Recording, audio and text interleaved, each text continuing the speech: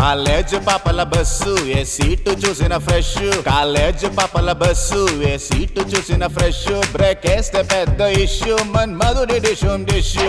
చింతాక్ తక్ చితాక్ చితాక్ చింతాక్ తక్తా, చింతాక్ తక్ చితాక్ చితాక్ చింతాక్ తక్తా. పిడత కింద పప్పు రుచి చూడకుంటే తప్పు, పిడత కింద పప్పు రుచి చూడకుంటే తప్పు. ఒళ్ళెలా ఉంది చెప్పు